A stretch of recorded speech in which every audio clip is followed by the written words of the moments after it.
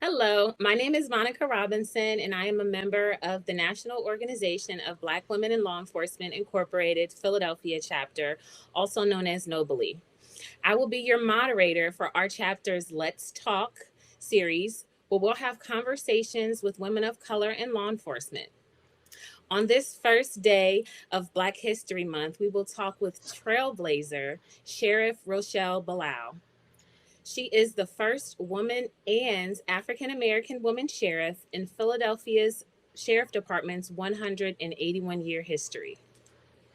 Thank you for joining us. Please submit your questions in the chat, and we will do our best to have them answered during this conversation. Welcome, Sheriff Falau, and congratulations on becoming the first woman and African American woman sheriff. We know January 6, 2021 marks your first year in office. You are Black history. Because of you, we can. To start our conversation, please tell us, why did you want to work in law enforcement? Well, let's say I didn't really want to work in law enforcement. It wasn't like one of my things. What happened for me to get in law enforcement was really by chance. I worked at the post office, and my mother thought that was a good government job. I thought it was the plantation for real. At the time, I didn't like cops because I lived in North Philly. Police came through our neighborhoods like Gestapo kings, and basically we just did not like them, and they hurt a lot of our people down there. What happened, the Guardian Civic League filed a lawsuit against the city to make sure that people who look like us made up the department. It was 43% Black. They wanted 43% of at least us in the department. Okay. So when they filed that lawsuit, they got a consent decree. And the consent decree said how many of the 43% that's in the city, that's how many of us needed to be in the classes from that point on. Mm-hmm. So then the Guardian Civic League members was out in the neighborhoods, coming around, trying to talk us into being police officers. We beat up on them pretty bad. But two of my friends joined the force. Mm-hmm. They became police officers. And then the next thing they talking about, you need to be one, you need to be one. I'm like, what? There was a guy in the Guardian Civic League named Drummond. Mm-hmm. He kept coming. Join the force, join the force. And then my girlfriend said, look, join the force, and then you could be the difference that you want to see in the neighborhoods. Okay. They came to me. They said, you can join the force. All you need is 20 years, and age 45, you can retire. Mm-hmm. I was at the post office. They told me I needed to work till I was 65. You do the math. Right. I ran to the police department, and there I was. Wonderful. There I was. Wonderful. Well, I'm glad you made that decision. It's a wonderful decision. Now, as sheriff, can you briefly tell us what are some of your responsibilities and what is it that you do? In the sheriff office, my responsibilities, I'm basically the enforcement arm for the courts. Okay. We do the transportation of prisoners to and from, and we pick up those who may be on a warrant outside the city. We do the real estate arm port, where there are tax sales, tax lien sales, mortgage foreclosure sales. That's still the arm of the court. Okay. We also do the warrants. We serve protection from abuse orders. We do the warrants of violation of probations. We help the city out with any warrants that they need us to serve. So we also do those things too on the sheriff's office. We also deal with those who come to the sheriff's office dealing with issues that they may think somebody is taking their property unlawfully. And our investigative team will look into that and see just how the situation was set up. Those are some of the things that we do in the sheriff's office. Okay. We also do community outreach. Well, since I've been there, I've made community outreach one of the things that we do. As a matter of fact, I hired a director of community outreach that's in my sheriff's office. His name is Stanley Williams. He's director of community outreach. And the reason for that is, when I was running, what I realized is nobody knew what the sheriff's office did. Mm-hmm. No one. The only thing they knew is they come into your house, kick you out, or they put you out when you're on a mortgage foreclosure. Mhm. But they had nothing good to say about what the sheriff office did. And then they also said that they gather men up, look like us, and then they parade them in front of the cameras because of child support issues. And that's not a good look for a city agency in the city. We may be the arm of the court, but we can't be known for doing nothing positive, nothing. And so that's why the director of community outreach makes a difference in all of that.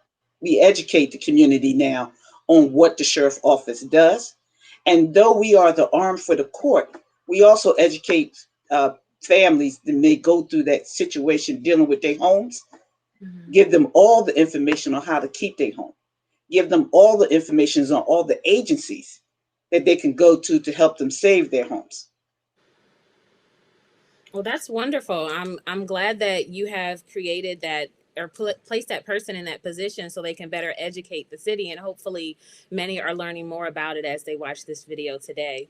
Now, can you also discuss some of the policies and the procedures that you've implemented to improve the efficiency and engagement of the department in addition to the community service that you just mentioned? Well, when I came into the sheriff office, as there was a lot of information going around on what was not being done, and one of the things that I noticed, because I had a transition team that basically went through every department in the sheriff office, examined it, interviewed everybody working for it, so that we can see exactly what was going on in the sheriff office. And one of the key things, the number one thing, was dealing with the finances on the sheriff office. We are dealing with that, and I'll get to that. But the other major thing was the armory. In the sheriff office, we confiscate guns from protection from abuse orders, and we store them for a period of time, and then either they get it back or they get destroyed. When I walked through there, it looked like a war zone.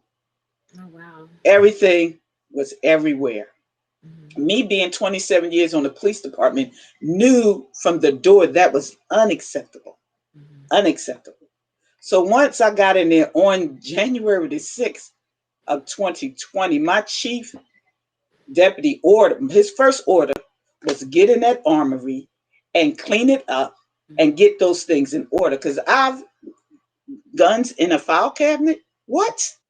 Oh, If wow. you're telling homeowners that you need to get a safe, and we know as law enforcement professionals that you Mhm. need to put your gun in a safe, Right. in a locked box so that nobody can get to it, especially when you got children in there, then we made sure that we began to clean that up and made sure that the controller comes in to do an audit of that armory Mhm. because it was a mess. Mhm. Records wasn't being kept. Now the armory records are kept. They're Mhm. on a computer. Everything is tagged. It has the state of the art alarm system. Wonderful. Those guns are an efficient way. They are no longer. If you walk in there, if I show you the pictures of before and after, you Mhm. wouldn't think it was the same place. Oh, wow. The other thing is the financing, because it's always been an issue since I've known dealing with the finances of the sheriff office. I asked the controller to come in and do an audit, which they're doing for from 15 to 20, an audit of the church finances. And my transition team also did a deep dive and look at what was going on in that area also. So Mhm. we're making sure there's checks and balances. Mhm. Where past administration, there's no receipts for something, they disappear. You have no invoices for something, they disappear. We have a policy that you have an invoice, you have a receipt, and Mhm. you are documented, and it is input in the computer as to everything that goes on in the sheriff office financially. Yeah. So the next time that they decide to come audit at me, Mhm. me being there, everything has a check and balance in there. And so those are the things we're still working on to Mhm. put in there. I hired a new CFO, Chief Financial Officer, who's coming in to make sure that that situation gets to that point. Our budget officer, he was the interim chief financial officer while I was looking for the perfect person to be the chief financial officer, and he held up his part of the bargain as far as keeping things together and making sure things are accountable. and people are accountable for the work that they do. I brought in a young lady who is the county manager. She's Mhm. about 32 years old, and she's doing such an excellent job on making sure that that information there is checked. She check and balance. Those counts are reconciled every single month, and she makes sure that they come out the way they need to. I also brought in a young lady who I've known who came up through the NAACP. Her name is Janae Ayers. She's my chief of staff. Wonderful. She was a NAACP Youth Council member. She became the Youth Council president. She graduated high school, went to Harvard for college, came back, became the Youth Council advisor. And because I know her strength, asked her to come in to be my chief of staff. And she's doing an excellent job in that office. My job is making sure that policy change, all those old directives for our deputies, all of that's been updated so that they can be in the modern times as to what they are supposed to do and what they're not supposed to do, and they are clear on that.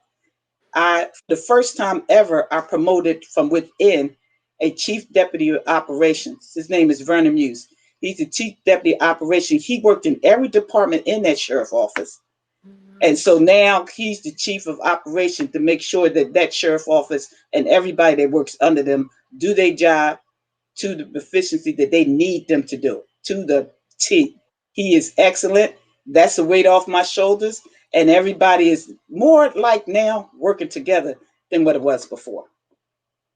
Well, that is wonderful. It sounds like you've made a lot of excellent changes, and it's only been a year.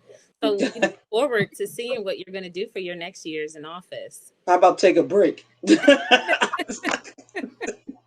No, you won't be able to take a break. You Now know we need that. you. We need that wonderful work that you're doing and all those people that you're bringing together to do that wonderful work. So thank you. Thank you so Yeah. much for that. Now, I want to switch gears a little bit. I know you're an advocate of criminal justice reform and that you encourage um, I'm sorry. I know that you've been with the police department for 27 years. You're a 27-year veteran of the police department and that you've served in several communities. I know you just mentioned the NAACP and the Guardian Civic League. Also, nobly, you've been a member of that organization as well. Just want to let you know we do miss you and we hope that you'll come to a meeting soon. I just want to know what are some of the skills that you've learned from those organizations like Nobly that prepared you for your current position? And Margie know all about that. When Nobly started on us in the Guardian Civic League women, deciding that they wasn't doing enough for us then. And so they looked, I think Margie was the one that looked online and saw the National Organization of Black Women in Law Enforcement. And so we set off to go meet this national organization. And so we get in the car, we go to New York, and we find out there was only one organization, and that was them in New York. We're like, what? This not a national? So I think Gail Holly, myself, Margie, Doris Bay, these are the original ones in Noble League. Me and Gail got out on the road. I had a brand new car that did 95,000 miles in 1 year because we went around to different states to start the Noble League chapters that we thought had already existed. And so we went around starting the Noble League chapters, and now we know we got a national organization. And then I guess everybody went on to do what they needed to do.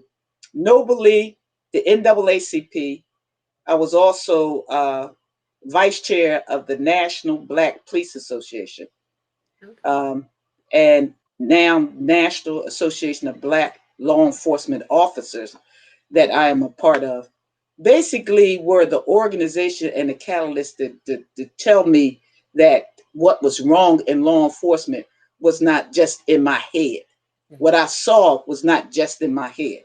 That there was a reason why organizations that basically had us in it needed to exist because there was issues in this institution that we know was a problem for us. We know was a problem for our communities. Yes. And because we were police officers, we saw what the problem is. Because when I'm 18th district, when I came out of the police academy, and my name quickly became Angela Davis, because the one thing that I knew, you wasn't going to do that in front of me. And if you was, I'll put them in my car and take them down to internal affairs and be their witness. Because there are people amongst, and I guess we really, really see it now, Mm-hmm. because we have been screaming for a long time in all of our organizations, NABLEO, NAACP, National NABLEO, National Organization of Black Women in Law Enforcement, Guardian Civic League, that these situations are happening and have been happening. And we have people who are hiding in law enforcement and using that as a tool to disrupt us. Mm-hmm. And so those organizations basically gave me the strength to do that, because then when I became a member, I knew I had some backing. Because most of the time when you step up, sometimes you are alone. By me being members of these organizations, I knew I had some backing. Noble League, once we got together, basically we start talking about the issues that pertain to Black women in this institution, and that we wanted to fight for Black women and make sure that they were treated fairly on these jobs. And then most of the time we did that. Well, that is great to hear, and I thank you for doing that. Because you and Miss Margie did this is why I'm here today. So thank you. You're When, welcome. when you first started in law enforcement, did you ever imagine yourself in your current role? I know you said that you ended up in law Now, enforcement because of opportunity. no, I did not. Just lucky I'm a police officer for 27 years, and those years go fast. Right. No, but God basically leads you to where you need to be at the time you need to be there. I'm clear on that. I love that. Well, as the Philadelphia's first African American sheriff, where do you find joy in your career and what do you most enjoy about it? One things I enjoy working with people.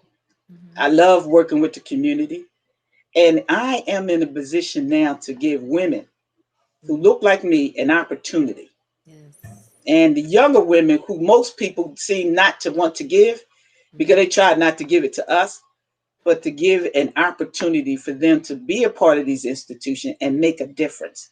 Mm-hmm. My thing with young people that I constantly say everywhere, and I got it from Angela Bassett, this is not original, I got it from her, Okay. that you are always moving towards your purpose, Mm-hmm. even when you don't even know what it is yet. I agree. I truly agree to that. So, with that being said, is there any advice that you have for women of color that want to work in this law enforcement field? For women to be a part of this institution is very important. Mm-hmm. Very important. And the one thing that we noticed, that they will bring us in to head these organizations Mm-hmm. when they are at their worst. And yes, they want us to do a miracle overnight. Now, we know God has given us miracle powers because we do tend to clean things up, Yeah. but be ready for the opportunity. Mm-hmm. Note that you can make change in these institutions. Note that you can stand strong and not be afraid of people trying to come at you to pull you off your square. Note that you can do this, and you have to do it, because if you don't, who will? I know you don't want to see these institutions go all the way back to where they were from the beginning, Mhm. because if they do, they're coming for you. Right. So you need to stop telling your kids not to be in law enforcement. Stop telling your daughters not to be a part of law enforcement. Oh, I'm afraid they're going to get hurt. Well, your child can step off the step and get hurt, like I did, broke my ankle. I mean, you could walk across the street and get hurt, but this institution needs us Yes. because we show people in our community a difference. Now, Yeah. it's not the same old game while when we are part of it. Though Mm-hmm. some of us think they're part of that group, but realistically, it's not the same old game when we are part of it. And Mm-hmm. therefore, we can show empathy. We can basically let the community know where we came from. We know what you go through. And so, therefore, maybe they can trust us more to help them out, as the fact that we know that's how we came up with it. We came up. I came up in North Philly.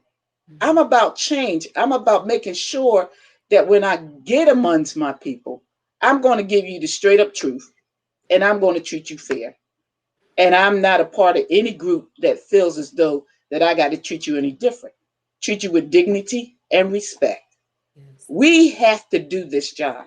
Yes. And if y'all can't see that we don't need to be in it, just imagine. Close your eyes. Go back 50 years. Mm. Ask yourself, if we wasn't here, where would you be? Well, I would not want to imagine a time like that because I say to people, join the force, join these institutions, join the organizations that can support you. If you come across one of them one of them boys, I am going to use that word. Well, if you come across one of those people who feels as though you don't need to be here, right, be a member of the organizations, and therefore be or get on this job. They need you here. yes, excellent advice. Thank you. I received all of that, so thank you so much. I just want to leave it open for our viewers. If anyone has any questions, if you want to post your questions in the chat, and we can ask Sheriff Falau before we have her say some final words. Look, Renee, I see somebody said, Renee Parker said, I want to join. You should have been joined. Renee, stop playing. You've also got a lot of amens, a lot of people echoing your words, saying be the change that you want to see, which is what you have done. So it's wonderful discussion. And Right. that's when opportunities arise. This was an opportunity, and I took it. Yes, and you've done amazing things with it. So thank you. I just want to, give you the opportunity to give some final words. I don't see any questions. Oh, y'all have no questions for me? Well, you gave a lot of good information. So, I mean, maybe you answered everything they could think of right now. Oh, that would be good. But for me, just basically, when there's an opportunity, take it. The one thing we should not do is be catty towards each other. Yes. Let's not let somebody put you in to disrupt. Let not somebody push you in to try to tear down. If you are a part of any organization, if you have nothing good to say, if you have nothing good to put into the organization, then don't come, because people are trying to move forward and not backwards. We want you to basically join organizations, join these institutions, and work together. Let go the cattiness. I mean, we all grown now. That stuff we did in childhood shouldn't carry on to your adulthood. No. So I'm like, let's stop playing that game. Let's just go. Don't be jealous of somebody making it. Know that they made it, and now the door is open for you. Yes. Yes. Amen. Yes. So, Margie, all of us fought the battles in these institutions. And now we open the door for the next group to come and be a part of these institutions. So, we did this for you. When I leave, and I'm telling everybody right now, whenever I leave, I'm opening the door for the next woman to be sheriff, because we're not giving it back. Yes. Yes. I love that. Yes. So this is going to be a position for a woman from this point on. We are not giving it back. So I'm raising the next woman to be a sheriff, be the next woman sheriff in the city of Philadelphia. Yes. That's my responsibility. That's what I need to do. I love that. Thank you so much, Sheriff Falau, for spending this time with us. We appreciate getting to know you. We're thankful for all your insight. We've definitely benefited from it, and we hope to have you again to come and talk to us about some of your experiences. And thank you. Just thank you. You're welcome. You're welcome to everybody. Thanks everybody for coming. Appreciate it. Well, just so don't leave yet. Nobly's Let's Talk conversation will continue. We will continue to interview women of color in law enforcement. So follow us on Nobly Phila at Facebook, Instagram, Twitter, and YouTube for more information on our upcoming conversations. Thank you all for joining us, and thank you again, Sheriff Falau. You're welcome. Thank you for having me. Thank you.